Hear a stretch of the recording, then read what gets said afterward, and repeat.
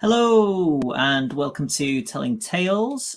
Here we tell atmospheric stories together through the medium of tabletop role playing games. It is Monday night, and it is going to be the first session of We Deal in Lead, which Jack is going to be running. We're changing to sort of swapping weeks between We Deal in Lead and Warhammer for a few weeks. So yeah, that's what Monday nights are going to be for a little while. Those two things. Wednesday nights we have Blade Runner, and this Thursday, yes, we have Wicked Ones, which Sam is running, and everything is uploaded to YouTube afterwards. So our YouTube link is below the Twitch stream, or if you're watching this later on YouTube, then our Twitch link is below here. There's also our social media, our Patreon. So if you enjoy what we do on the channel, then you can support us there. And also a link to our Discord, which you should join and come and chat with us and the other people who watch the channel and are involved in the channel in different ways. I think that is everything. So I will let Jack now intro what We Deal in Lead is. Thanks, Jonny. So, We Deal in Lead, it's really hard to get the directions on camera. It's a Weird West Wonders adventure game, as it says on the front, by Colin Lasser. The setting is essentially, based on The Dark Tower by Stephen King. And there's also a movie, but you don't need to watch that. It's essentially the Wild West meets King Arthur's Knights meets sort of post-apocalyptic multiverse travel in a big weird bubble. The characters play as gunslingers, which again is sort of in the Dark Tower series. They are like knights, but in the Wild West, and that's it. Basically, in a nutshell. Do you guys want to introduce your characters? The sort of the order as a group of gunslingers called that we've got here. The idea is they've been traveling together for some time, so they do already know each other, but following their leader Sykes. But beyond that, I guess we'll find out things in the session, which is a lot more fun than me just explaining everything. Otherwise, we'll be here for 10 minutes and that'll be it, and no one will have fun except for me talking about things. Do you guys want to introduce Jack's exposition? Here we go. Cool, I'll go first since Jonny did our intro there. I am playing Eleanor Rode of the Order of the Gallows, which is the order that we are all a part of. She is fairly young. She's a bandit by background. She's 29. That's probably all that boring stuff. Describe what she looks like, stuff like that. So she's her history. She's from, so in this world, there's kind of like different worlds you can be from, like Otherworld or the Drifted World, which I think the Drifted World is kind of the place the gunslingers are originally from, and it kind of connects up to lots of other worlds as well. So I'm from the Drifted World. I had a kind of crappy background and ended up in a world of crime, and inevitably ended up in this in a lot of awful situations being a bandit.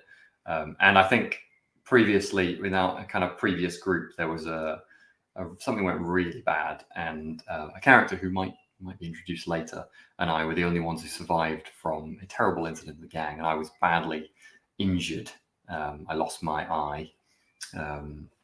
Where did I actually note down which eye I lost? I thought it's my right eye, so I've only got a left eye. There you go. And I'm pretty badly scarred. But yeah, now I've ended up with the Order of the Gallows, just for the sake of interest, because I think the traits of personality rolling in this game is quite fun. So I'll do a bit of description, but I'll go into a bit more detail when we, I guess, describe a bit of appearance maybe at some point. I'm slim, I'm scarred, I have matted hair, a bony face, piercing eyes. I speak quite blunt, which I'll try and remember. I have extravagant clothes, which seems at odds with all of those other features. My virtue is I'm tolerant. My vice is that I'm bloodthirsty. Again, going to be interesting while playing that. I am perceived by others as driven, And my misfortune, as already mentioned, is I'm maimed. So yeah, that's Eleanor Road in a nutshell. And I'm playing Berthold Soris. Berthold is quite short, wavy hair, wary eyes, and a sunken face. You get the feeling that he's not sure on people, maybe had a bad experience with people at some point. He speaks quite formally, probably more so than other members of the order, but has quite tattered clothing. It kind of doesn't necessarily, his voice and his appearance don't necessarily match the way that you would expect them to. But the other members of the order do know that he's pretty good with his rifle, which has a manticore engraved ironwood grip. Pretty good. He's wearing a Galliner hat. He's also got a bit of a reputation for being a little reckless, maybe rushing into situations that other people would take a beat and potentially then decide isn't a good idea to rush into, but also pretty honorable from what the order have seen. He sticks to his word, and you believe that if he says he'll do something or he won't do something, then he'll follow through on what he said. Cool. I mean, you touched on it then, but that's something that's really cool in the character creation is rolling for what hat you've got. It's a key part of a sort of a Weird West or a Wild West.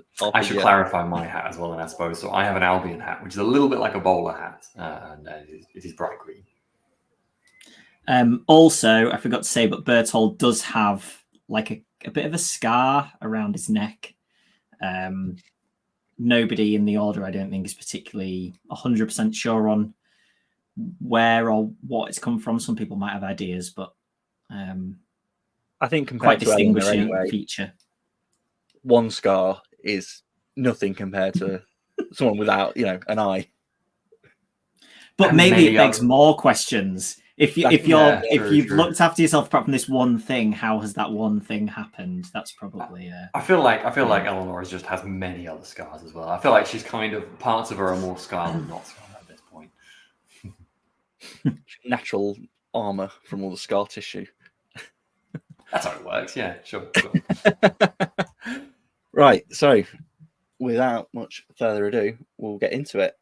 So, you, the collective you open your eyes and they take a second to adjust to the harsh light. Stretching out before you is a vast white desert, and in the distance are some mountains. Underfoot, the ground is hard with a sort of gritty layer on top. The wind picks up with a howl, and your eyes sting as the salt is whipped up.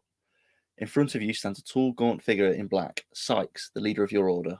He's squinting at something in the distance, seemingly unaffected by the wind and the grit flying around. He points in the distance and says to you, "There it is, Debaria. We go there, there's something there that will make everything that's happened over the past few months all worth it."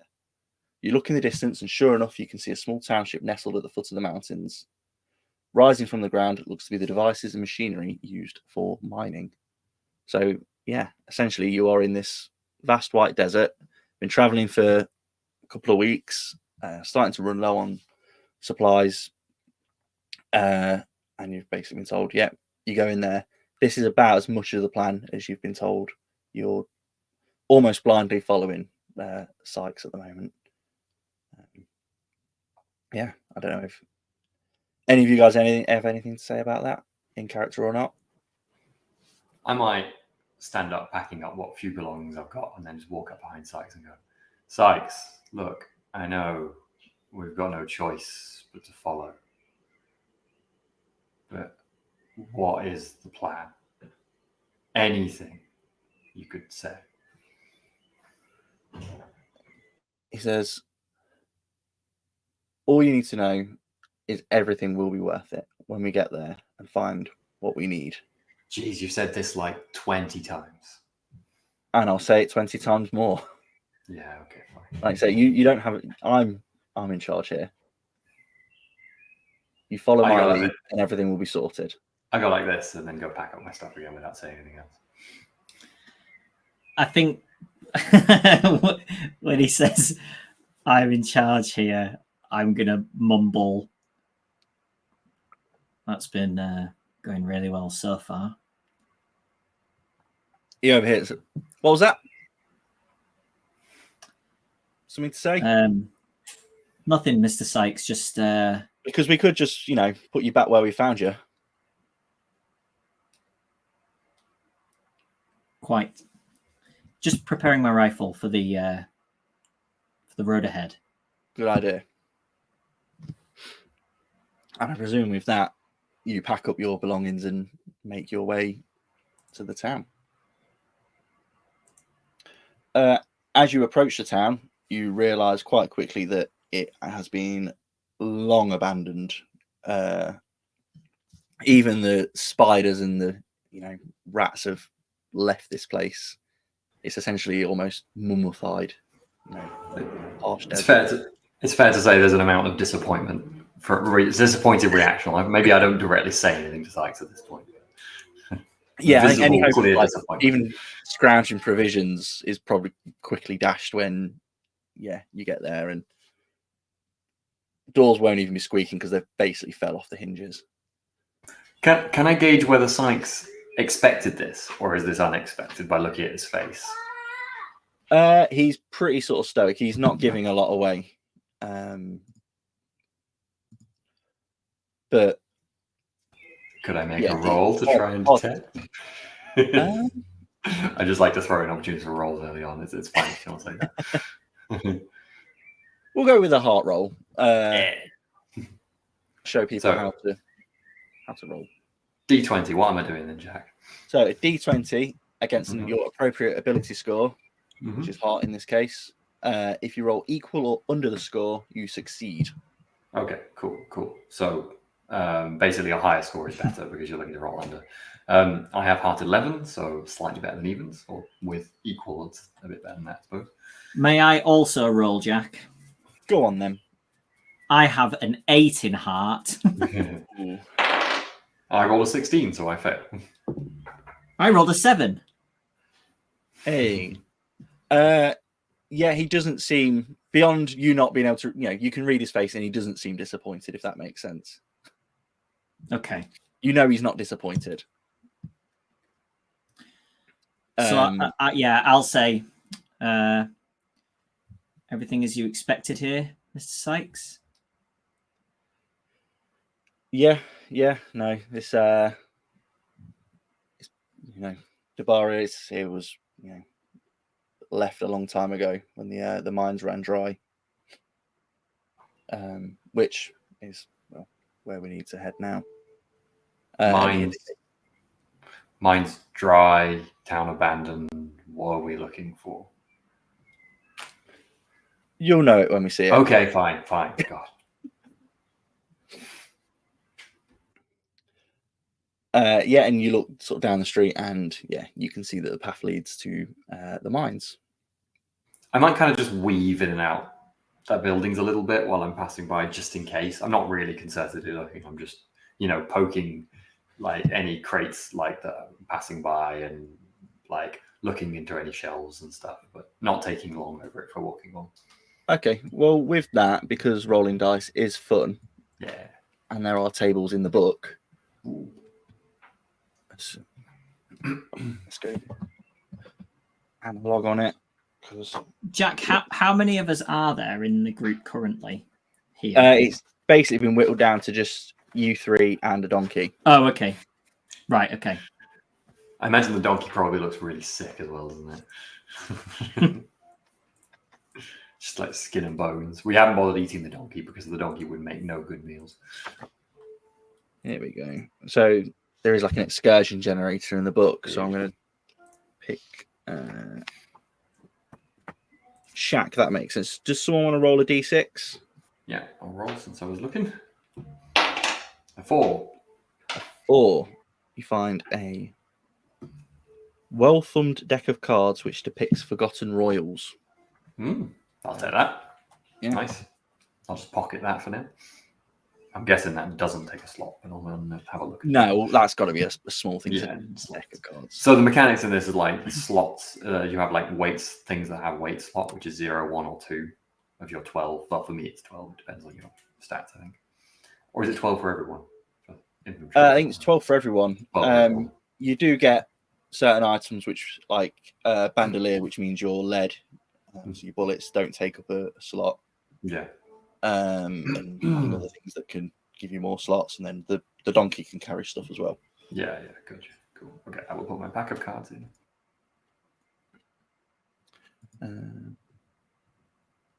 So as we're heading towards the mine, I'm definitely going to be getting my rifle sort of prepped and pointed that way. Just it's somewhere that we can't see properly. So I'm going to be like, if anybody comes running out, then at least I'm ready. You're ready to fire. Yeah, that's probably quite wise. So you approach the mines. Surrounding them is like an old sort of chain link fence, sort of rusted through and falling down in places. You see the huge, massive mining machinery built long ago. Looks more advanced but older than the town you're in. But obviously hasn't been used for what looks like centuries. Is it obvious what they were mining for? Yeah. Just like iron. Okay, cool. Sort of like, there's probably like random bits of. I don't really know what mine for iron looks like. If it was an iron mine, there would be rust everywhere. That's that's it. Like the rust is probably intermingling with the salt from the desert. Yeah. Which is probably quite a cool looking thing. And cut into the side of the mountain is essentially the large entrance to the mine. Rusted metal tracks run down the center of it, and inside is pitch blackness. I will get my lantern and oil ready. Have you got a light source? Has Bertol got a light source, or are you relying on Eleanor's? I mean, you're going as a group. I have a torch. Yeah. I will light the lantern and oil and make motions to lead the way. So the others, you don't have yeah, that makes sense. I've got a hand on it on my hip, but it's not out, and I'm holding the lantern up. Yeah, you fucking put it on your knee like you got a torch. Yeah. Yeah, doing the double-handed with the torch like they do with on the shows. This is entirely a stupid question, but I'm assuming that the torch that I have is like a wooden, not like a flashlight. Yeah, a sort of electrical flashlight torch would be a treasure in this world. Yeah. Cool. Yeah, it's like a wooden old, D&D style torch. Yeah, cool.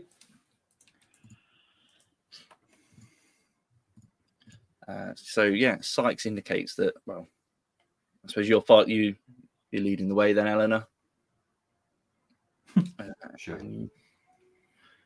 Enveloped by the darkness, by light. You walk into the tunnels. You've got the rusting rail tracks running down the centre, and the air feels really close. It's dusty. You can't see any further than the light cast by this torch, which isn't very far because it's, like I say, very, very dark. Sykes is sort of telling you, which way to go. And down some of the side tunnels, you start to hear sounds and sort of sense sort of movement. And sometimes you even catch the odd pair of eyes looking at you as you walk through. I'll loud whisper, but I won't do it for the sake of sound quality. But Mr. Sykes, how do you know where we're going in here? Just following my nose. Are you also following the whatever it is in here that are clearly watching us? He takes a look down one of the side tunnels and says, "Mutants. They won't bother us as long as we've got the light on. And if they do, we'll throw some lead their way. I'll scare them off." When he says about as long as you've got the light on, I'll just sort of shoot Eleanor like a glance. I'll look at you unconcerned. Okay. And continue on the way without bothering asking Sykes any more questions because he ain't going to answer helpfully. Yeah. As you continue down the tunnels, they start to open up into a wide cavern, which the light doesn't even touch the sides of. In front of you is essentially a bridge on the track. And it looks like as you get further along, the wooden sleepers have fallen through. So you've essentially got just the metal railings running across for an unknown amount of sort of distance. Sykes says, "Are you stopping or are you just sort of going for it?" I probably just go for it slowly, assuming the indications we're still going. Kind of 1 foot on each. I think you should be relatively stable. Yeah, I mean, they're... How wide are... I suppose, yeah, railway tracks are quite wide, aren't they? Yeah, it's probably... Hopefully it's like a narrow gauge for a mine rather than full railway width gauge. Yeah, so you could either shimmy across one or sort of a leg on each one. I don't know. Yeah, a leg on each one would be the preference, assuming it's smaller gauge. Yeah, I think in a mine you'd do it a smaller gauge because it's less to have to dig just to get around. Yeah. So we can't see the other side of this. Is that no? It's okay. Anyone scared of heights? Well, for what it's worth, Eleanor has given no indication. It's just like, yeah, we're going for this. Yeah. So if you don't follow her, the light's leaving. I am I'm securing my rifle. I'm not carrying this over because if I slip and go to grab a thing, the rifle's going. So I'm not. Yeah. I'm having nothing in my hands and just. Yeah. Unfortunately, the donkey can't follow you because while that would be a sight, it's still just a donkey. Are we just going to leave the donkey in the dark in the middle of this mine mutants? with mutants in? Just hope the donkey's fine. Like Bill the Pony.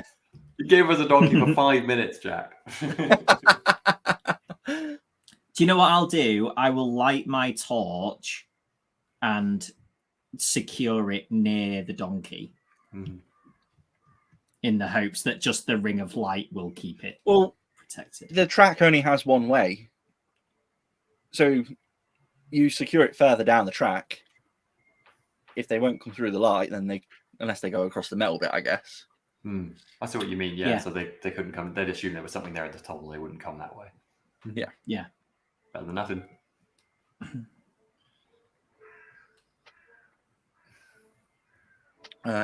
So you cross the cavern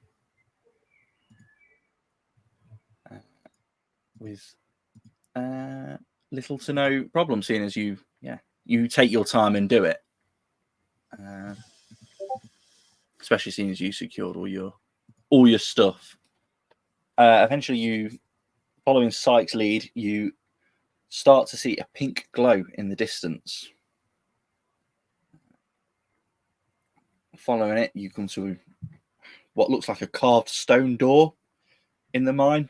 Unlike anything you've seen down here before, where it's been natural sort of rough carving, rough cutting into the side. This has been ornately carved. You almost hear like a humming coming out of the sound of it, but you almost feel it in your head. Now, is this like, have I ever seen anything like this before? Is this like, this sort of, because it's obviously different from the mine, this sort of make or this sort of feeling or something familiar? Or is this... No, it doesn't look like anything you've recognized before. Even being from this world, it's freaky to you. Okay, I will just look a bit confused, but not ask any questions and step back and just look from Sykes to the door, I suppose. Yeah. If you stop Sykes at this point, eagerly sort of, almost hurriedly pushes you out the way, and sort of enters the room. Yeah, I'll follow him behind him.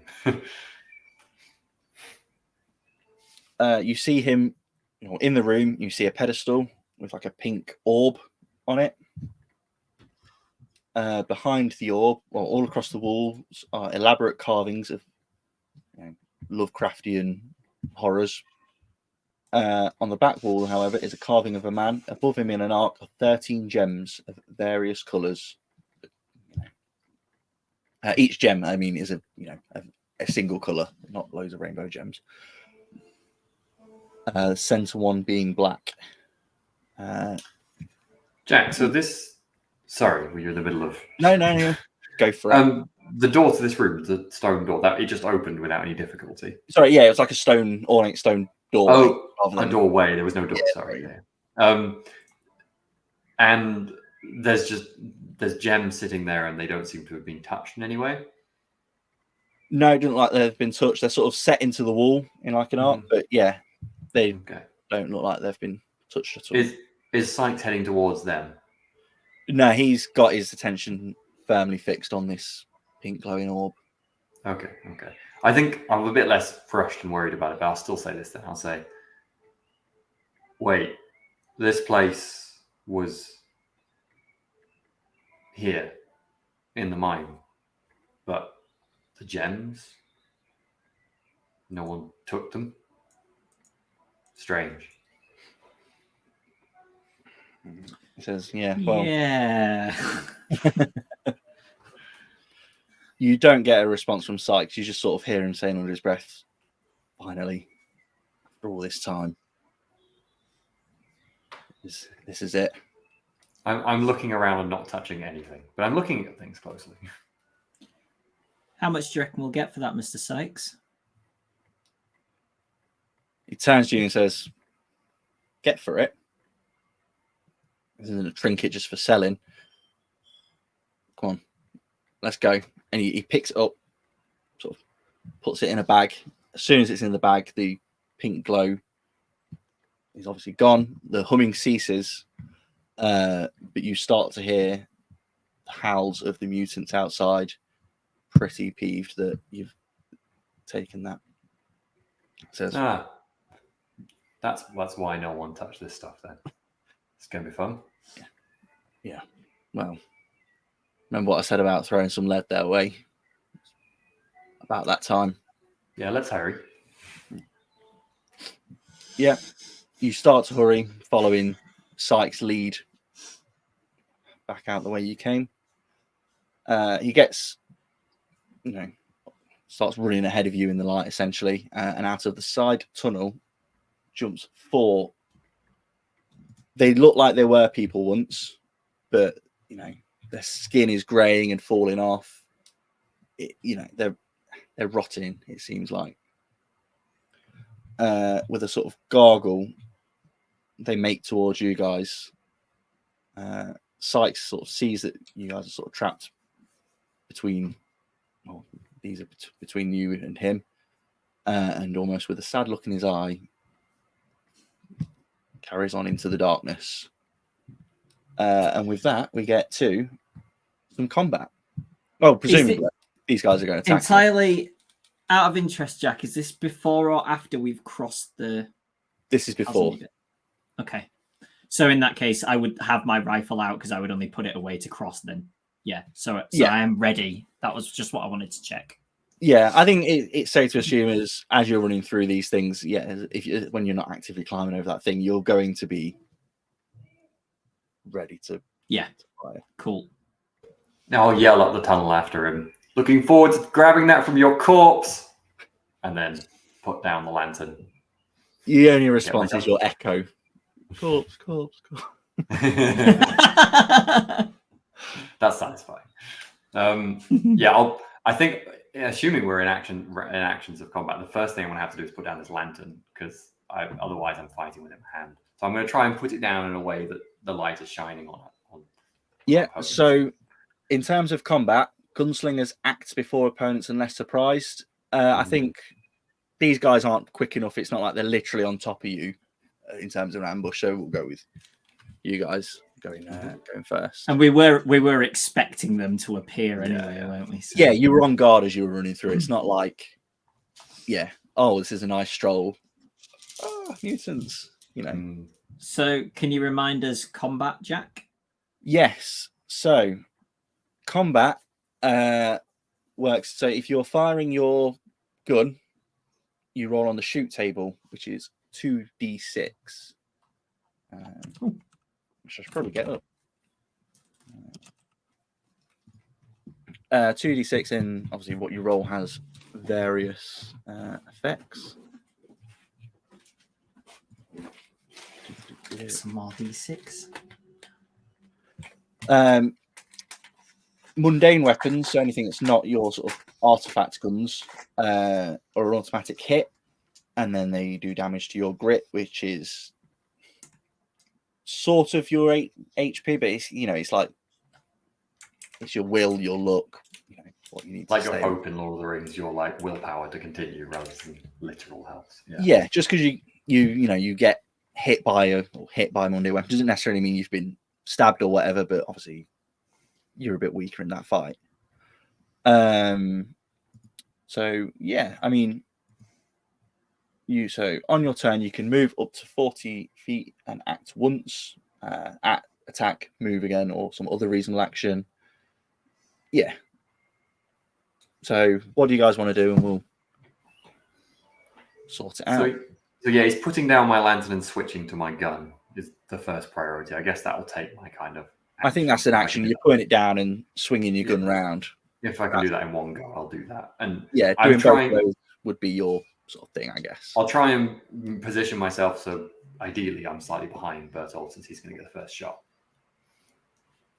Yeah. How close are they? They're close enough that on their next sort of turn they will get close enough to hit you. So, okay, I'm gonna reasonably quickly drop to one knee to just steady my shot, but be ready to move again once I've taken it. So 2d6. Yeah, and then I've got the table. Okay, so 4 to 6. Well, 2 to 6 is basically what we want ideally, isn't it? Yes. 2 to 3 is max damage. 4 to 6 is hit. Yeah. Yeah. Oh, that is a 9. So a graze, it looks like to me, which is D4 damage. Yep. And I rolled a 2. Ooh, nice. We should probably go over how ammo works as well, seeing as we're shooting guns. So essentially you have an amount of lead, and I believe on your weapon it should say your sort of magazine, your ammo capacitor. Yeah, I've got 4 shots for the. So once those shots have diminished, you spend a lead, and then you have your 4 shots again. Yeah. So I don't know how you want to track that. I mean, it's normally a dice, so a D4's a handy one to use. For both, yeah. I'm just going to put in my shots on my thing. I've put 3 of 4 now, and I can just do that. Yeah, however you want to track it. Yeah. Cool. And then, I'll quickly get back to my feet because I'll be fending off a hand-to-hand attack, I assume, at some point soon. Yeah.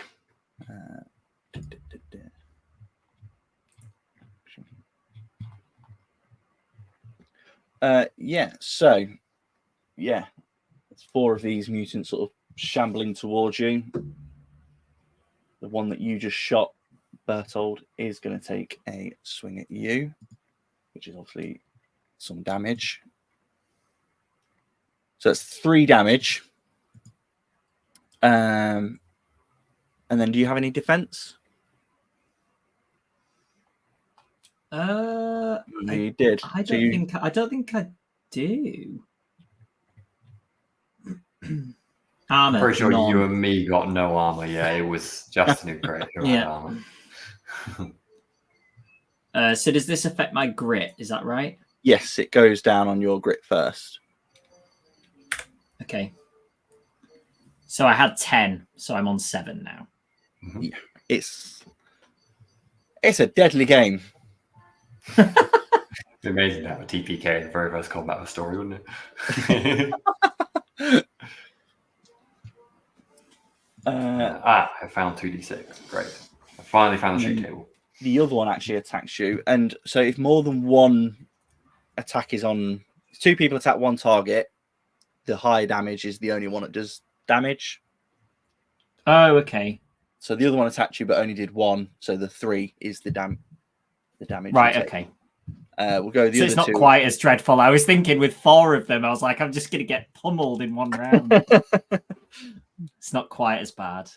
No, it's not bad. And then, I mean, that works the other way as well. If there's, I mean, it's probably more likely to be more enemies than you guys, but yeah. So the other ones attack you, Eleanor. Okay. So for 3 again. Okay, so I am down to 9 grit. 12. So now you've got these guys sort of all up in your grill. Mm-hmm. You know, yeah, smelling of rotting flesh and just generally being quite unpleasant. Seems like it's time to be knifing them. Guess I'll do that. Yeah. I'll knife the one that attacked me. Since that seems actually more reliable, I suppose. Kind of more reliable. I mean, you got the maximum damage, but yeah. Anyway. Yeah. The good thing about the sort of using your guns is they bypass defense. Oh, I see. Okay. Which, well, yeah. I get. It doesn't make logical sense for me to shoot. Now I'm in melee combat anyway, so much. So I think knifing, and then if I get a shot after this one's down, hopefully that makes more sense. So I will stab them. Cool. So yeah, stabbing just works. Yep. I just rolled a d6, right? Yes, if that's the damage dice. That's the damage you got. Okay, yeah, I got 5. 5. Oh, nice. So yeah, you almost take a chunk out of one of these, and as you get him in the arm, it almost this arm of this guy is hanging on by a thread. Nice. What is Bertolt doing? I'm guessing that I should probably realistically change to dagger as well. Like a long-barreled weapon is probably not the easiest thing to use at short range. I don't think there's a massive disadvantage or anything for you guys using your guns at short range. I think the idea is there is. You're well skilled that you know how to work against that. Okay, in that case, maybe like he's sort of attacking me as I'm pushing myself up, and I kind of push myself backwards a bit more to give myself a little bit more room to pop another shot off. Yeah, and again, this isn't necessarily D&D where you'll take opportunity attacks for you to come back. I'm not rolling well on these 2d6 at all. That is just a miss. It's just a straight up miss. Yeah, I rolled a 10. 10 to 11 is a miss. Okay. I like how one of the first things I said is everybody knows he's good with his rifle. Literally close combat range, can't shoot somebody. This is what he describes. He says everyone knows I'm good with the rifle, and that's kind of the only point we have on that. I say that, I mumble that to myself every night as I'm falling asleep. Everyone knows I'm good with it. Everyone knows I'm good. Everyone knows I'm good with the rifle.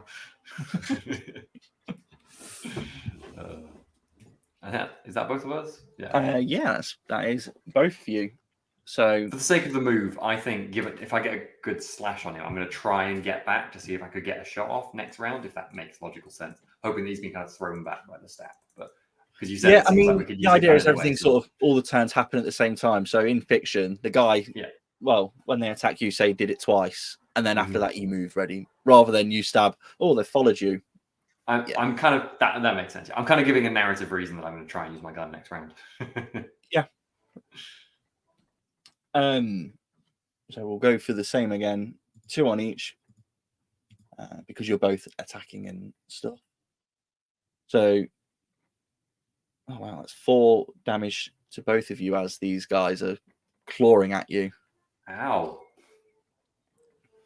What are you on, Jonny? You've got to be 3, I think.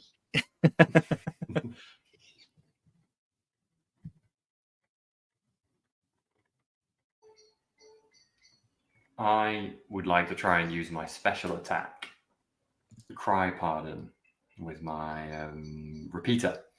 Rapidly fire 3 shots, and it says blast damage to 3 targets. I'm assuming I still need to roll to hit. Yeah, yes. Okay. Well, one of the targets is going to be the one that I've already stabbed. Okay, that's only 1 roll on the shoot table.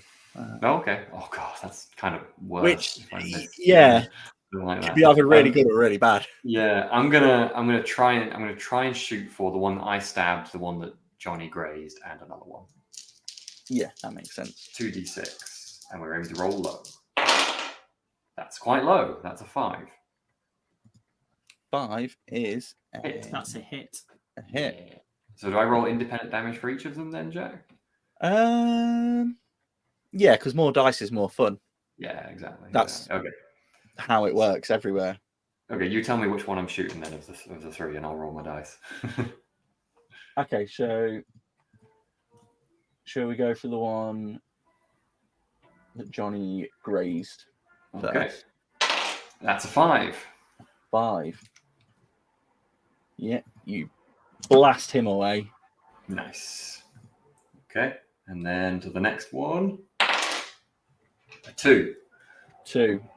Was we? We didn't decide. What was the one you were targeting? The one you stabbed, and the one, and another one. And another one. Well, the one you stabbed is pretty well. He was hanging on as well, so let's kill him off. Yeah. You blast 2 away. And one, it makes sense. I'd shoot the 2 attacking us first, so I'm happy with that. And then one of the others, 8. 8. Yeah, there are 3 corpses where once there were 3 mutants attacking you. I was done with it. No, in character, I will go. I was getting tired of this.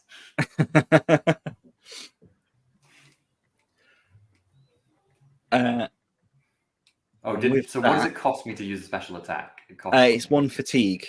Okay. So with those 12 inventory slots that you've been filling with stuff, you now have 1 filled with fatigue. Yeah. So I'm now at 9 of 12 inventory rather than 8. Yeah.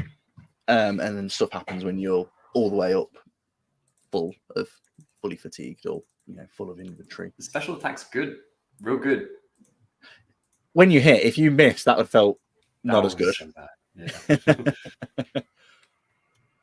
Cool. So the last remaining one sees that you have taken out his 3 compadres quite easily when you actually were trying really hard to. And he starts to realize this pink glowing orb isn't worth it, and starts to try and cower back down into one of the tunnels. Sorry, practical question. My special attack, I rapidly fire 3 shots, so I use 3 shots of my ammo in that, don't I? Yeah. Okay, cool. It's not worth wasting ammo on a mutant. I'm just going to leave it. Yeah, as soon as he starts going, I'll sort of lower my rifle. Not bothered about.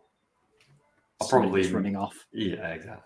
I'll probably immediately dash back for the lantern and then look at Berthold and go, "Let's go get him," and start running up the tunnel.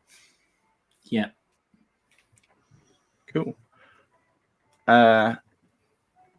So are you just running straight after him, or are you taking a second to catch your breath? Does take a second to catch your breath give us some grit back? It does, which is why I specifically asked. Maybe we should do that because we might need that. Yeah. I'm sure my 3 grit is fine. Yeah, this is the thing. It's very easy to lose your grit, but getting it back is also easy. You know what? I think Eleanor goes, "Let's go get him," and then starts around the tunnel and goes, "Oh, okay, one moment," and then we'll have a catch up breath. How long do we have to take though, Jack? Is it literally is it termed as take a second to catch? Is that the term for it? Take a second to catch your breath? A second is that something you use? I think so. I'm trying to find where it says in the book now, but for today,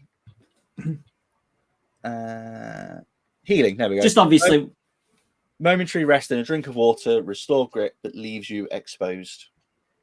Yeah, okay. That's fine. Yeah, you know, catching your breath for just a minute. I think yeah. that's momentary rest and enough Yeah. time to drink water. I will sip from water and go, I'm sure he'll be dead in a few hours anyway. I think I'll also just quickly, like, with my teeth, like, rip a bit from my already tattered jacket and, like, tie it around a bit where I've got a scratch from one of the mutants. Yeah, that's what I'm going to spend that time doing, I think. And then leg it. Well, yeah, while you're doing that, I'll say, Sykes must have known they wouldn't have stopped us long. He's got another plan. I don't know. He might underestimate us. Yeah. How many grit do we recover, Jack? All of it.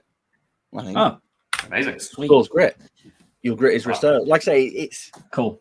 Getting it's brutal, but then it's fine. Yeah, but so is getting it back. It's not like a long sort of slog getting whittled down. It's short and sweet. Yeah. Until you start to lose strength, which is what happens when your grit is reduced past zero. Then it starts hitting your strength, and that's when it starts. That's when it's hitting your meat, which is obviously a lot longer to recover. Yeah. I'm assuming my fatigue stays though. Does it? Jack? Your fatigue stays. Yeah. Cool. Fatigue and deprivation, which is a bit further, lasts until you recuperate a full night's rest in a safe spot at the minimum. So cool. Yeah. Unless you really want to take a rest, but I wouldn't say the safest. I'm not really up for having a kip here, I think. No, maybe you find a minecart and upturn it and try and sleep in that. I will. Then we'll dash after down the tunnel, I suppose. So your main trouble now is that you are lost in these mines. In the person whose lead you are following has scarpered. The way I was going to resolve this, which is a bit of sort of homebrew, is one of you make a heart roll, and the way we're going to justify that is you're following your instincts and gut for how you're getting out. So decide between the two of you who wants to be that one.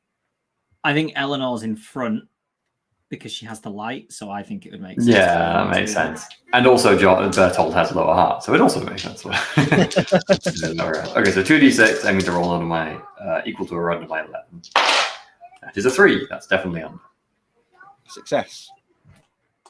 Nice. You follow your way through the tunnels. So following your instincts, and you've got trying to remember when you made left turns, when you made right turns, and remembering to do those in the opposite on the way back. And before long, it starts to open up again, and you see the familiar empty tracks sort of stretching off into the distance. I presume you're going to make your way across the tracks again. Yes. Well, I assume so. I'm kind of following Eleanor, but that's the game. So, is there any sign of are there any sign of more mutants? I'm just a bit hesitant at this point in case there are mutants around that are going to attack us while we're crossing. You can hear general movement in the mines and stuff, but you can't see any in your torchlight. I'm good. This is basically crossing while being extra wary, I suppose, because I really don't want to be jumped off and pulled off. Another thing. Do we know if the mutants can still communicate with us in a normal fashion? I don't think anyone's maybe ever tried. So, but there wasn't anything in sort of the fight where somebody went, "Ah, you bastard," when we shot them or something like that. That there wasn't any obvious use of the English language. No, they're pretty. Okay. That's fine. Cool. Sorry, you're answering the question. At the other end, we left the torch with the donkey. Can we still see either of those things? You cannot.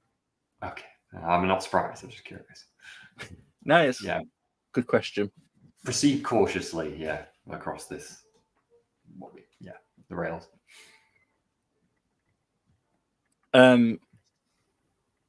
Because you are in a more dire situation, however, I will take a dex roll from the both of you to. Again, I have 8, so not a particularly strong chance of. I suppose 40%. 40% chance of success. Mine is a 12. Oh, I rolled a 2. And I rolled a 3. Nice. Sam, you should be D20. Oh, sorry. Why am I rolling? Yeah. You're absolutely right. I rolled 11. I'm still on there. I rolled a 2d6 in the last one. My apologies. I cheated on one roll. Right, in that case, the Balrog comes up. You shall not roll 2d6. I should have realised that I can't fail with a 12 on 2d6. Probably should have twigged that, shouldn't I? Gosh, sorry, folks. I am 2d6 to go there for my other rolls. Yeah, I stay with there for my combat rolls. There we go. It's fine. Just next time, roll a d20 on the shoot table. It'll all be equal. Or the misfire table. Yeah. Yeah, you get to where you sort of to the end of these tracks, and there is no donkey, no torch, and no Sykes. Fortunately, no mutants yet. I mean, no mutants. Meta GMing there. So we will take another heart roll to see how you get on this side of. Shall I take it again, Jonny, or does Bertold feel inspired? I mean, I think you're at the front. If I can roll a d4, I'll do it. Yeah, that makes sense. No, but I still think it makes sense for you to do it as the person. Yeah, that's cool. I think until I fail, I'll probably just take the lead, and then if I get lost, I'll be like, that is a 7. I'm good. On a d20. On a d20, I roll. Yeah, you start to navigate out or around these mines, and you're fairly confident in the way that you are going. However, in front of you appears to be some more mutants that were scrambling around, stumbled across you, and are now looking for another fight or a fight. So again, we won't say that you're surprised because you are proceeding expecting to run into guys. I just want to shout as they are approaching us. We don't like him either, and we'll bring the orb back if you let us go. Like I've readied my weapon, but I don't know if that's like my action or whatever. But I think talking is a free thing. I'm not gonna. I just groan and go shoot. I think it definitely gives them pause for a second. They're not necessarily expecting you to shout words at them. We have no indication whether they understand those words. It's just words. Yeah. I mean, a couple of them definitely sort of pause and hesitate, but the other two are still intent on. For what it's worth, before it's clear what their decision is, I'm shooting. Basically, Bertolt said that, and I just shoot over the last word of what they're saying. The only reason you had time to get any words out was because I had the lantern to put down. Okay. Do you want to roll on the shoot table then for us? Sure. I guess I'll go first. So this is 2d6. Yes.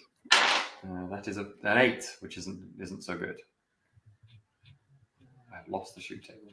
That's a graze, though. I think. Graze. Okay. A graze, yeah. This is the thing. Most, even though shooting is the thing you have to roll dice whether you hit or not, most of the things will hit in some form. And again, it bypasses defense if anyone. Yeah. But sadly, I rolled a 1, so not great. No. So you said shoot two as well of them are running at us, Jack. Did you? Two of them, yeah. Okay, I'm so assuming you shoot- sorry, Sam, were you shooting at any one in particular, or one that was running at you, or just One that's running towards us, I suppose. Yeah. makes sense? Yeah. so I'll go for the other. I'm assuming that they're going to be kind of split to a degree that one is closer to me and one is closer to Eleanor. So I'll shoot at the one that's kind of more directly at me. Yeah. Oh, it's an 8 again, so that's a graze. So D4 damage. That is a 1. We're doing really well. We're doing really well. Oh, no, that's set the HP to 1. So this And I'm time, just just two of them change will basically the respective ones are the ones you've shot are going to come at you guys and attempt to hit you. Well, they will hit you. So that is just 1 grit each deducted as they claw at you with their horrible, stinking mutant claws. You. Fortunately, they don't understand English, so they can't take that too personally. Wait, Jack's just told me that my attempts are pointless. We had it from the. These ones don't speak English. Raised on, so you know they're French. Nice catch. Sacre bleu. All right, I'll pop another shot at this one. They've hurt me now, so. Oh, that's better. That is a 5, which is a hit, which now means that I roll a D10. Let's prove you're good with your rifle. But you will note there is still a 1 on a D10, so we're not out of the woods yet, everybody. That is a 7, though. Nice. 7, nice. But I have now gone through a full lot. So I put my lead from 10 to 9. Yes. Is reloading an action? I presume so, because I'll find that if you want, Jack. You can crack on, and I'll find that. So were you shooting as well, Eleanor? Yeah, I think I will shoot now, and then maybe once they're like, because the other one is kind of still behind, so there's 1 attacking each of us. Is that right, or are they both kind of two each of us? You sort of there's 1 attacking you each, but then there's sort of the 2 that are sort of further back for now. Yeah, I think I'll take another shot for now. It works, kind of. It says reloading takes a turn. So yeah, an action in your turn. Oh, that's a 9, so that's another graze, I think, isn't it? Yeah. So another D4. Maybe I will change my diary. Well, that's a 4, so that's better. Yeah.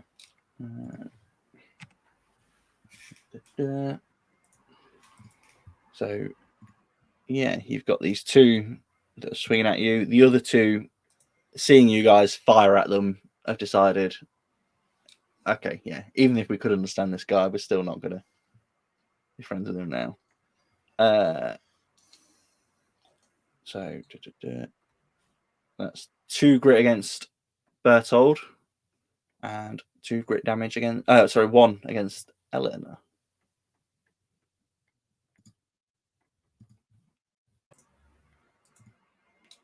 Cool. At this point, one of them is. Have they got a strength? They have, yeah. So the one attacking you, Eleanor, looks like he's trying to grapple you and push you towards the edge of the cavern, or the chasm that you're in. The other one attacking you, Jonny, is just still, or Bertold is, clawing. Is the one that was pushing me that one I've already shot, right? That's the one you've already so they're shot. not looking happy. Well, I think I'll try. It makes sense for grapple as well. I'll try and dagger them because it's more reliable damage in that case. And also, they're trying to grapple me off a cliff. Stabby stab seems like a reasonable response. That is a 3 with my dagger. 3. Nice. And what is Bertold doing at this point? So if I reload, there's no attack from me this turn, is there? Is that right? Yeah, that's correct. Ooh. But there's still a few of them left.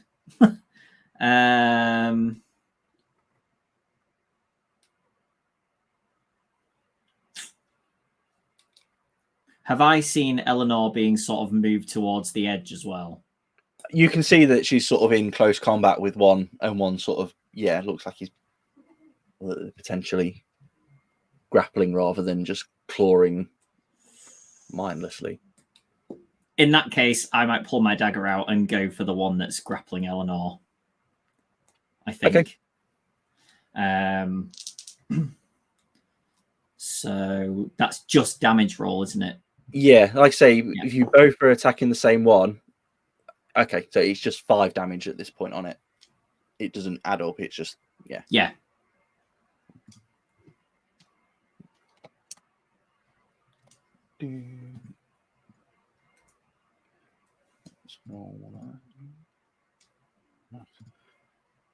So you both end up stabbing at this mutant that's grappling Eleanor, and he does relinquish his grip. So with that, you've only got one attacking you for now, Eleanor. As he dies? Not quite yet, no. This is a tough mutant, this one. Yeah, no, I realised I played the last one slightly wrong. When their grit was reduced, that killed them, but they had a whole other health bar of strength as well. Oh, I see. But they were really fragile mutants, those ones. They were falling to pieces already. Yeah, exactly. They were further in the mines. They'd been, decrepit. More decrepit. That's the reasoning. So yeah, there's only one attacking you as the other one is sort of being stabbed and shoved off, and you've broken the grip of him. So that's only 1 grit damage. And then against you, Bertold, is 2 grit damage. As the other 2 still claw at you, but you're doing pretty well at stabbing this other guy. Okay. To help me choose whether to use my special attack again. Fatigue, do we get it all back when we rest, or is it just 1 fatigue per night's rest? I believe it's all back when you rest. I think I might use another. I don't think it's the idea of you get it 1 back per night. I think it's you get it all back with a good. Okay, if it's all, then I think I'll use my Cry Pardon again, because it seems like it would be a good idea right now. Okay, so I will use Pressure Fatigue. Use 3 of my shots, which leaves me 1 left in this magazine, I suppose. And then I'm going to target the one that was trying to push me off the cliff that we hurt a lot. The one that Bertold originally shot at, and then another one. Please be a good 2d6 roll. 5, that's pretty good. That's a solid hit. Yes, I'm doing well on the Cry Pardons. Okay, so now I need to do damage for each of them.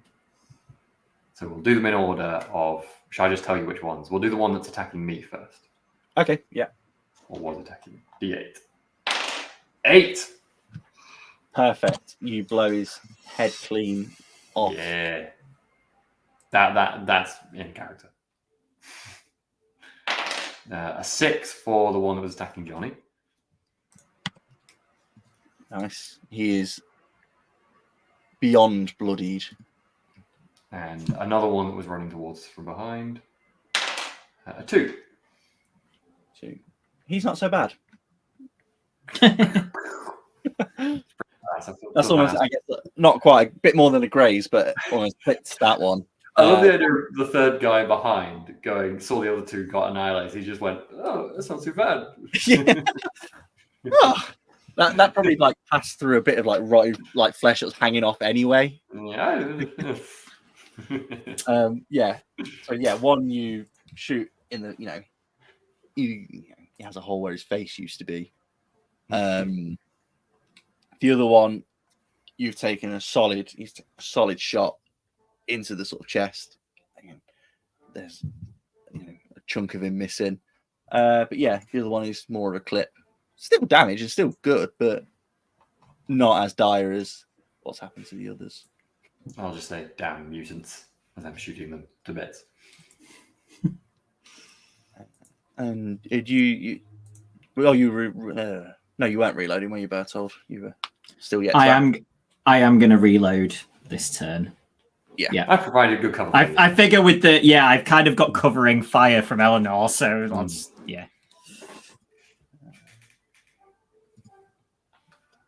Cool. So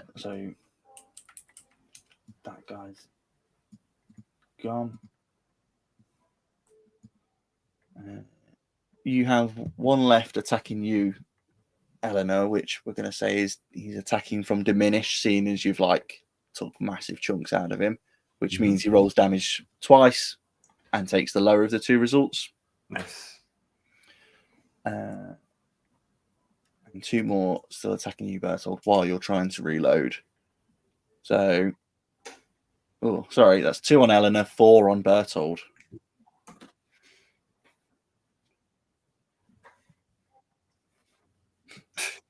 This is just like a gameplay mechanic situation where you're reloading and just getting stumbled out. Yeah, you can unlock. I have one grit left. It's fine. It's fine. Well, if you roll, if they exactly 1 more damage against you, you get another scar. So pretty cool. Oh, is that only if you literally hit 0? Not exactly 0, yeah. Okay.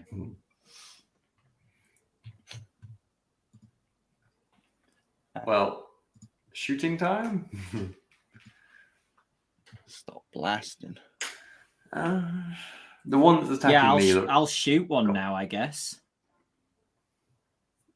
Go ahead. So I would like to roll either a 2 or a 3. That would be very nice. Because that deals maximum damage. D10, nice. And I've got my dire strike thing, so the dire strike is if you roll max damage on a thing. I don't know if you did that for yours. I don't have a dire strike. I don't think, do I? Oh no, yeah, okay, yeah. Sorry. Repeaters, it doesn't have that. But yeah, on a dire strikes, if you roll max damage, I do an extra D6 strength damage. So that even bypasses the grit and gets straight into. Yeah. But instead, I rolled an 8, so I'll just do my D4 and keep my mouth shut. Good with the rifle. That's a 3, though. That was a good graze. That's a strong graze. That's a good solid graze. That's a 75% of maximum graze damage. Bertold mutters to himself, "Ooh, that's a good graze." That's the kind of graze a cow would be proud of. Oh gosh.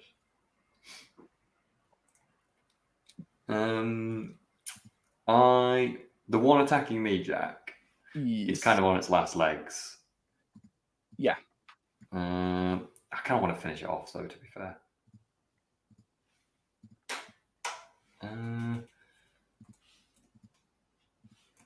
I will. Yeah, I think I'll shoot the one attacking me.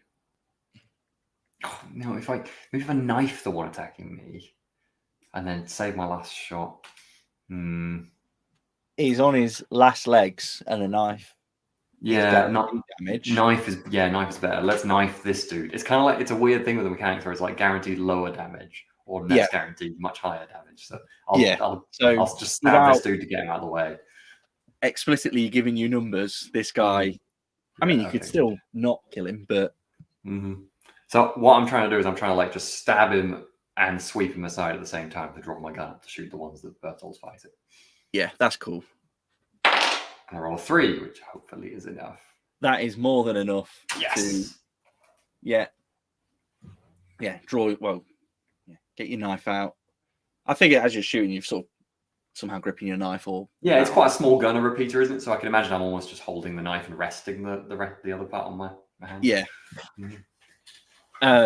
You managed to get him right in the jugular and use the sort of motion of you going for the sort of stab slash to push him out of the way, ready a shot. Nice. I think as I sweep that one and kill him aside, I'll just say, come on, Bertold, hurry up. As Bertold is just getting like piled on by these two other guys. Speaking of, I think I'll grin a little bit when Eleanor says that. I think we probably have a bit of like a jokey, thing. So yeah, I think I'll grin while changing the direction I'm pointing my gun to a different mutant who's probably about to claw my eyes out. Eleanor's doing fine enough with one eye though. Maybe the two eyes on your back. Yeah, get rid of one. You'll be doing it. Get rid of both, and you'll be twice as good. You don't need to close your eye, aim your gun. You see. Yeah. Shooting is much harder with working depth perception, I find. Just gets in the way. Exactly. Yeah. Am I being attacked, or do I have an attack? I've lost where we are. You have an attack, and are being attacked, but you have an attack. Yes, I will shoot one. Maybe I think the one I grazed last time. Yeah, I'll recock and shoot again. Oh, that's loads better. That is a hit.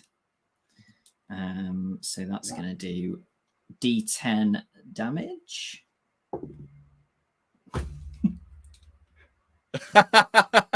Oh no! So otherwise known as graze damage. I should have grazed him. It'd have been better. Oh, that's all.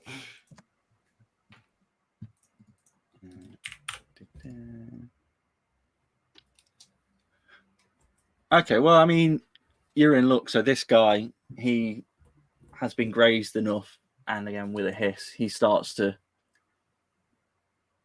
be like, "Yeah, I'm out of here." Retreat into the shadows. He wants no more of getting shot. The other one is still quite keen on being mean. So he is going to take an attack at you, and that's 3 damage. So okay. That's so I'm on 0 grit, and then do I just straight lose 2 from strength as well? Yeah. So I'll be down to 12 of my 14 in strength. Yeah. So yeah, it's starting to really hurt now as he sort of, you're weakening, and he's actually making some solid hits into you now. Well, that's some decent strength, though, at least.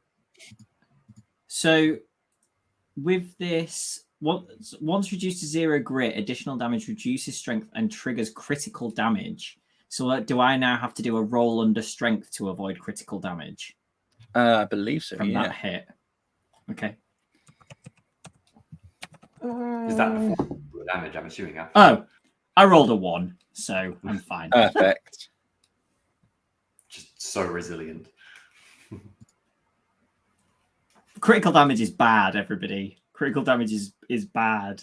I'm incapacitated apart from crawling weakly, grasping for life, stabilize with aid and rest, die within an hour if left untreated. That's bad. It's pretty bad. Yeah, and you end up in the unfortunate situation where these guys were rolling quite well on their strength. They've got low strength, but we're rolling well on it. But I guess the idea is the more strength you sort of get hit, the harder it is to resist the critical damage. It's your guys again. Well, so this one is now taking chunks out of Bertold. I'll take the opportunity. I felt like I was in ready shoot position to take the last of my shots of this cartridge at that one, chunking at Bertold. 0 in my shots. I'm going to see you pointing at it, and I'll say it's mine. Okay, I'll just wait there. I'll just hold with my repeater pointer, not shooting. So I'll have another shot at it. You haven't killed one yet, have you? A 2 max damage.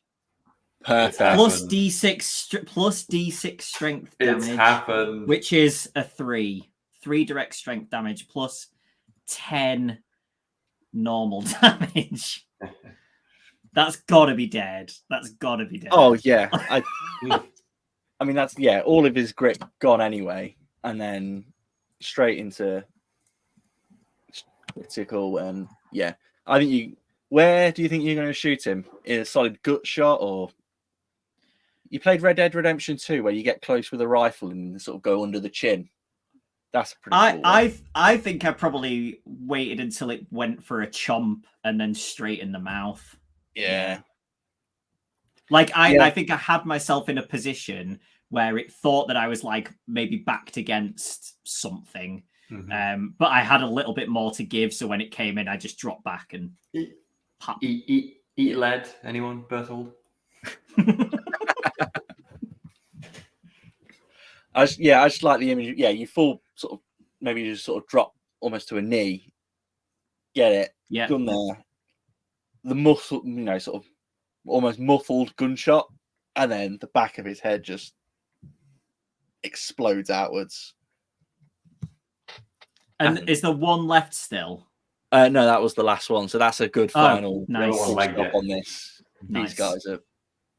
There's the guy at sort of I will give a small chuckle and go, fair enough. And I guess we're gonna have our rest. Yes, please. Jack, I have one shot left in my repeater. If I guess it might as well reload and just waste that one because I'd rather have the full. Yeah, shot. this is something when I did the play test, I sort of mentioned because I had the scattergun, which is 2 shots. I was like, I finished the combat with one thing in it. Yeah. In my head, especially with like a double barrel shotgun, you just reload one shell. Yeah. But there's no way of recording a magazine plus one, so. Yeah, I wasn't sure how to track that on anything. So I think for now, for the sake of one shot, we'll lose the lead. Yeah. I guess it's just you have to choose the. Yeah, adds a bit more strategy to the in resource management of it. Do you reload now and lose the lead, or? Yeah, like I probably wouldn't for 2, but I will for 1. Yeah.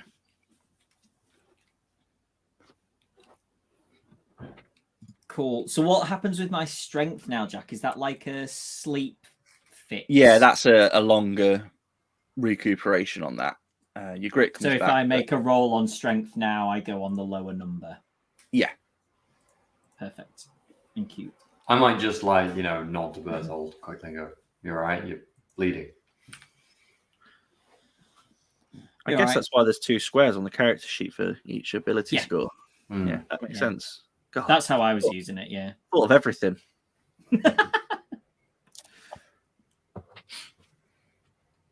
Yeah. Fine. Good. Right. Ready to go? Yeah. So after your rest in recuperation, for a brief minute, you take your breath and you find that the mutants have started to back off, realizing that you're not worth the fight, or too much of a fight for it to be worth it. It's probably the better way of phrasing it. Do we see any signs that Sykes has fought or killed any mutants on the way out as well? Any signs of a scuffle ahead of us? Yeah, I think as you're running through, you do see, the bodies of mutants spread along. As he's been running through, he's probably just been blasting. Do they leave blood, or are they just like not niceness that's distinct from human blood? I think that they still have blood. It's probably what I'm trying to figure out is if I could distinguish between blood from Sykes and blood from the mutants. Okay, it's probably more sort of a blackish, thicker, horrible, orc blood almost. Yeah, orcs. Okay. I'll be keeping an eye out for fresh red blood as we run out then as well, in case to see if Sykes has been wounded. Okay. Yeah. We'll just have to vamp a bit while Jonny sorts out 10. That's good. It's good. I'm sure we can run out and Berthold's momentarily deafened by his rifle. That's where he took the injury. Was to Yeah, his it was ears. actually just right next to his ears when he did that shot. Yeah, he just got like. Oh, he's back. Yeah. Your ears were ringing from that shot, Johnny. That's what happened. Yeah, that's what we Yes. explained it as. Yeah. Even though you somehow couldn't understand descriptions of the world around you. It was the muzzle flash blinded him as well. Oh gosh. Yeah, other than trying to look for blood spots, dashing out as quick as possible. You can't see any of what look, like human blood, Cool. or any evidence that Sykes has been injured. Oh, I want to do a really gunslingery thing. I want to count how many empty cases I see from whatever gun that I know he has used as I go up. Okay, I'm just going to roll a dice for this because. Okay, yeah, it's just interesting. 9. Do we know what gun Sykes uses? A revolver. A revolver. Okay, so we might only have half a revolver left. That's good to know. See, useful stuff. Yeah. Or does that spend a lead or 2 lead? Well, yeah. I don't think Sykes, the sort of guy, who would have thrown away 3 bullets.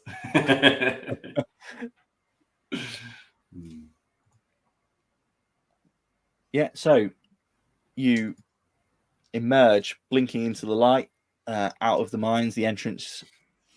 That you came in, which is now exit.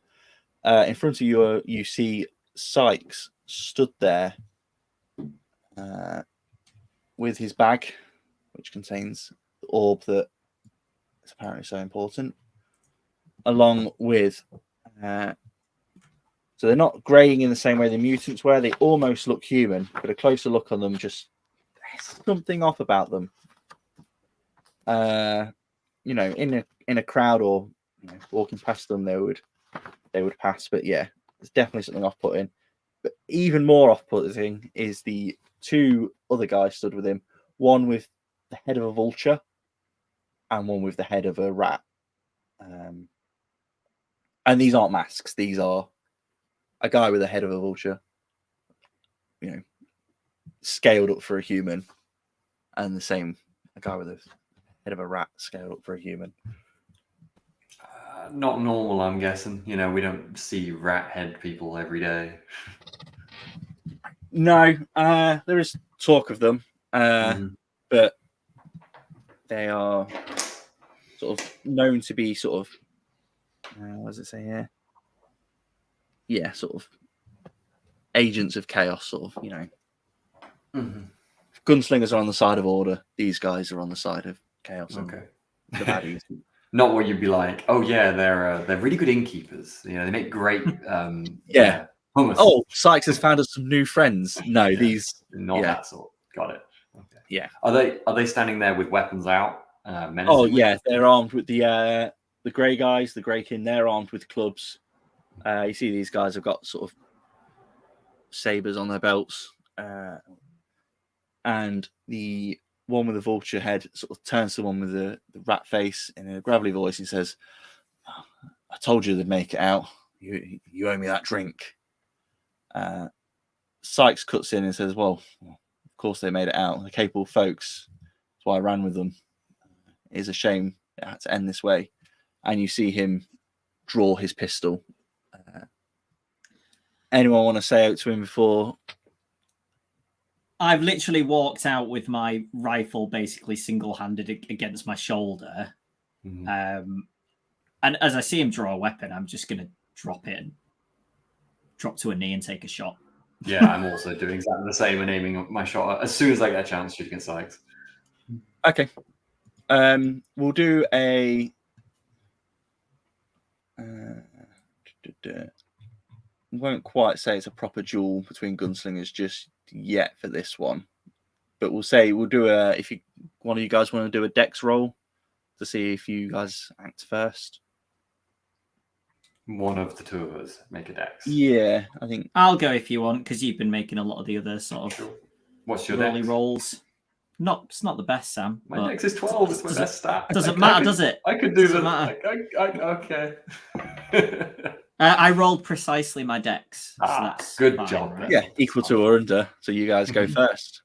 Nice. Just like, why are you doing this? It's my highest stat. No. I know, but it's role play. No, It's roll not dice. I'm gonna roll to shoot him, and I roll. Use your thing. Use your special thing. Well, I haven't, and I've rolled. I feel like I can't. But also, No, I do have a quick question about mine actually. So mine says it's steady cold shot for the skill Deadeye. Successful attack deals max damage. So would that be a hit, or the max damage roll anyway would deal max damage? Yeah. Or is it crazy? I don't know. I think, do you know what? Because it's going to cost a fatigue. I think a graze it's still a successful attack. It's not a fully successful attack, but for the sake of it costing a fatigue.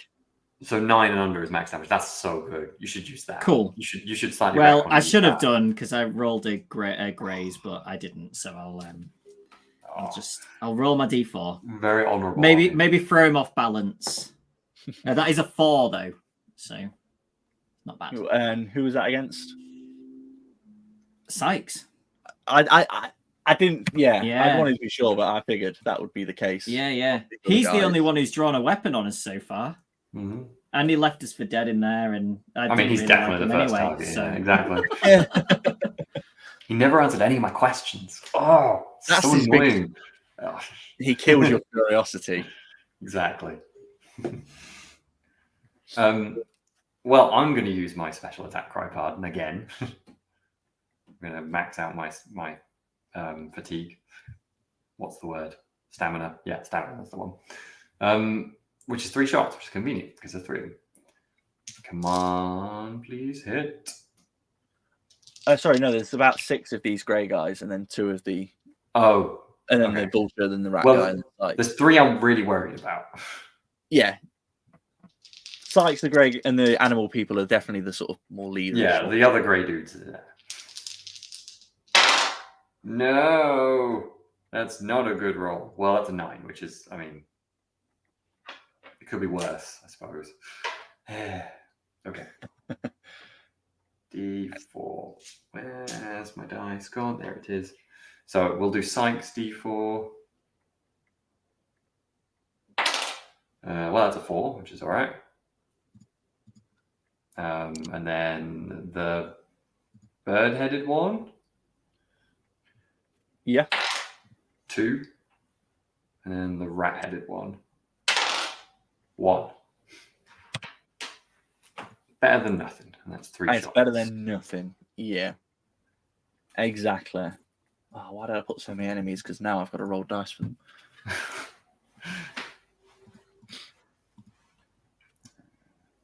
So, Sykes is going to take a shot at. What is that? Who did the most damage? It was you, Jonny, wasn't it? I think we might have done the same. Did you do the same? Well, I said your name. We both did 4, but yeah, that's fine. Which doesn't matter because he got a 10 anyway on the shoot table. So that's a nice miss. Very helpful. The animal people sort of indicate to the Greykin, get them, boys. I'd much rather you didn't. So, yeah, 3 on each. French this time, Bertold. French this time. No. They all immediately stop. So that's 6 crit damage on Bertold as they just start laying into you with these clubs. And that's 4 on Eleanor. I mean, it's good job that it doesn't add up the multiple foes attacking a target thing. Like, again, the game would be even more deadly if that was a thing.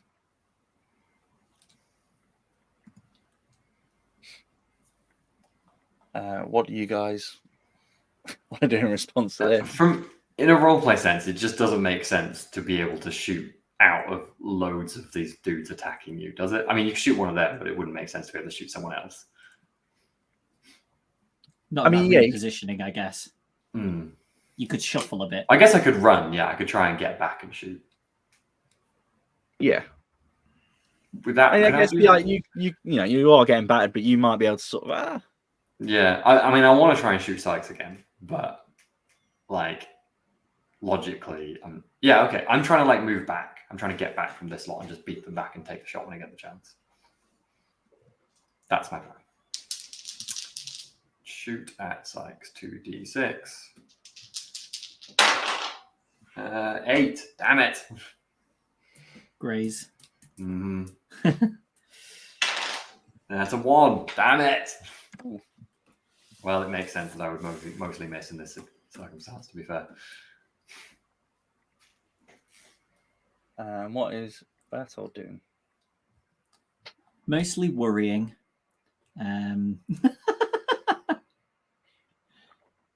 Part of me is thinking, like, do we run back into the mine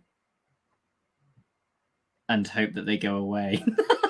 Because I'm not convinced. Like, I don't think Bertold is convinced that Eleanor and I can. We're heavily outnumbered, and Yeah, that's basically in a fray, and it doesn't feel like a. Eleanor's just a bit distracted by bloodlust, I think.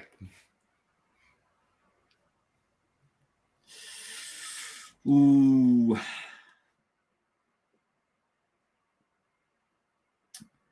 Do you know what I'm gonna do? I'm gonna drop to a knee and look like I'm gonna try and do this really quickly. Look for a gap through these people and try and shoot the orb in the bag. Okay. That's what I'm gonna do.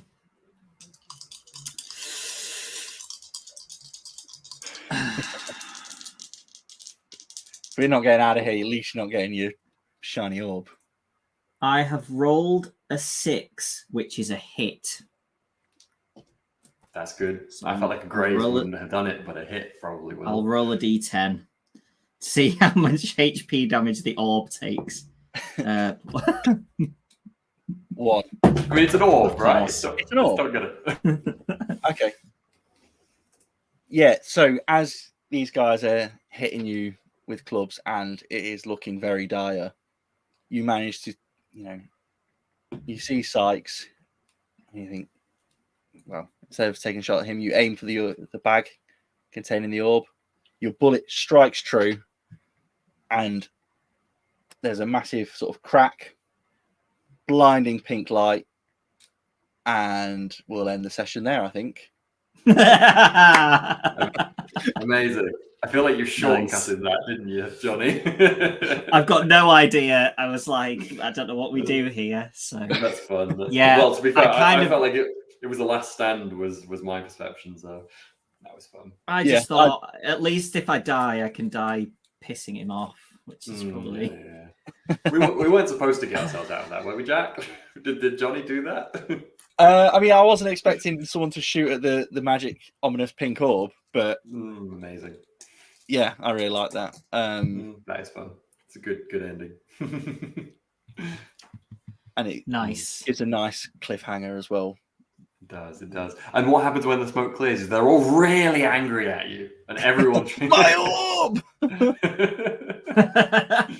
It just increases their urge for blood. Kill them harder, boys. Kill them harder. Oh, we were getting the orb out of the cavern because it was the only thing holding us back. We had to destroy it. If anyone has any questions or comments, please put them in the chat and we will discuss those. There was quite a lot of good comments, weren't there, this time? Yes. I don't know if we can highlight and bring some of those up. That's I probably can do is that, that yeah. you, Johnny? Yeah. I can do that, yeah. Good stuff. So we're now not back at this for 4 weeks, right? Yes, which makes the cliffhanger even better. It's such a tease. We did it with like less and we'll be players, back and with 4 weeks with at least one more player. Yeah. Sorry, folks. We just really want to get started. But we are back on Warhammer next week. Yeah, back on Warhammer next week. So I'll do the promo stuff now. So Warhammer next week, Blade Runner on Wednesday, Wicked Ones is on this Thursday, which Sam runs. And I don't think we've got a date for a next one shot, but we also do one shots on weekend days. If you join us on the Discord, which is linked below, you'll get up to date info on all that stuff, or our social media. Our Patreon is below as well, and our YouTube if you're watching this on Twitch, or Twitch if you're watching it on the YouTube. I said the YouTube as in like our YouTube, not the YouTube as in You're not like what 65 referring to yeah. that. If you watch us on the YouTubes. He's always So YouTube's on his handheld Nintendo on the Nintendo. Yes, I think that is basically everything promo wise. So this is back in 4 weeks, but join us next week for Warhammer. Just going to be so excited by the time this is back, aren't you? Just like that cliffhanger will have driven you absolutely mad. We're going to get hundreds of live viewers, just that they can't wait. I didn't realize that I was foreshadowing my character's entire sort of existence with the first thing that I put in the chat, which was Yeehaw. It was mostly a really cool session for you because you also had an expert rifleman, marksman. It's just like you had such bad rolls for the first 3/4 of the session until you blew that guy's head off. Yeah. I mean, yeah, your last 2 shots were good. They were. Yes. You know. The ones that really, certainly the last one really mattered, but the last 2 really mattered. After you'd said this one's mine, you needed to make that shot, so that was the one that really mattered. Rule of cool, you know. I was going to follow through with it with Eleanor, so if they kept beating you down, I wasn't going to shoot. that for me to get the criticalist of critical rolls at that exact moment was really nice. One from Steve, which we might need to figure out. Although we might not, they may have been evaporated in a pink light. But what's the donkey's name? maybe the donkey will gain a name through action of game. Or we could roll a first name and surname for it on the tables in the book. I like that idea. I think it should just be a surname. I think Jack's doing this right now. Well, does someone want to roll the dice and I'll get the table up? There we go. What is it? Surname. Well, one of you roll the first name, one roll the surname. Okay. It's D100, isn't it? Oh, it is, yeah. Oh, D100, never mind. Yeah, the hundreds, get the hundreds. I'd love if it had the same name as either me or Sam's character. No, exactly the same. Just by complete coincidence, roll the same. I roll a 75. 75 is Rachel. And I roll a 5. A 5. Rachel Bashini. Amazing. Why would you name your donkey that? Why would you not? Maybe it's been with the order before anyone who's now in the order, and nobody knows how she got that name. This is Rachel Bashini. We don't know why. Yeah. Also, why is it called that? Why is anyone called anything? Donkeys don't have family names. I don't know. You're asking. The Bashini line of, the well-known donkey family. Oh, the New Hampshire Bashinis. Yeah, exactly. Just want to say, you putting the donkeys down, but 4242 does say that the donkey is the most important member of the party. Yeah, exactly. Rachel is the most important member of the party. Yes. Rachel Bashini is the most important member of the party. Miss Full names only. Yeah. Night Bites, what is it with donkeys? Been playing Skull and Bones, and my crew always seems to be singing Riding on a Donkey.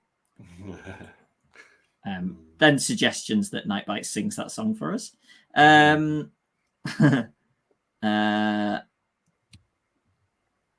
Just in chat. Just sing it in chat. I like Steve's latest one that he's just put. Yeah. The big question is, after shooting the orb, will Bertold and Eleanor be in the next session? Yeah, we're just rolling up new characters. We've got a 4-week gap to create new characters and start afresh. Bagsy, Rachel Bashini for my character. You wake up and you all be turned into donkeys. That's what it is. Patchwork Fairs, skill levels on the character sheet are purely aspirational. Almost entirely related to me, I feel. Also, Patchwork Fairs is pithy one-liners a skill in this system. It should be, although it puts so much roleplay stress on you to have that high skill in that.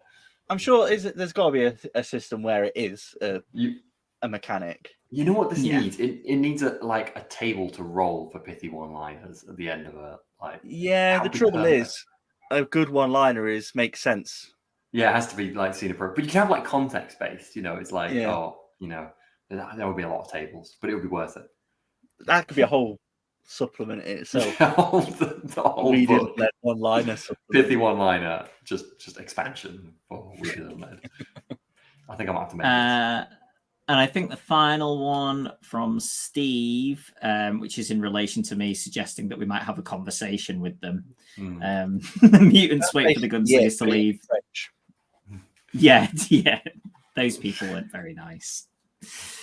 I think that's everything. Nice to have so many folks in chat. Thanks for joining us, folks.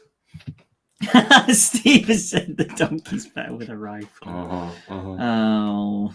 And Nightbite's not very keen on singing the song, apparently, as much as I'd love to insist. Right. Cool. So I think that is everything. Yeah.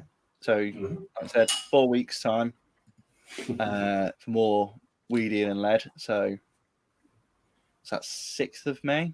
Yeah. To clarify, we're not doing that just to torture you. We actually couldn't schedule another one until then. Yeah. Yeah, it just sort of fell that, that's how it goes. It's actually just really complicated manipulation of people watching to get more viewers or something. But it was either we have the 4-week gap or we don't even start till then. Yeah, everybody is glad that we've started now. Exactly. I mean, you wouldn't know about Rachel otherwise. Exactly. Yeah. Rachel Bashini. Rachel Bashini. Oh, gosh. So, yeah, cool. I think that's us. Yeah, cool. Yeah. So Warhammer next Monday, Wednesday Blade Runner, Thursday this week, Wicked Ones. This is back on the 6th of May. Links to everything are below the video. Thanks everybody who's watched and been in chat, and we will see you soon.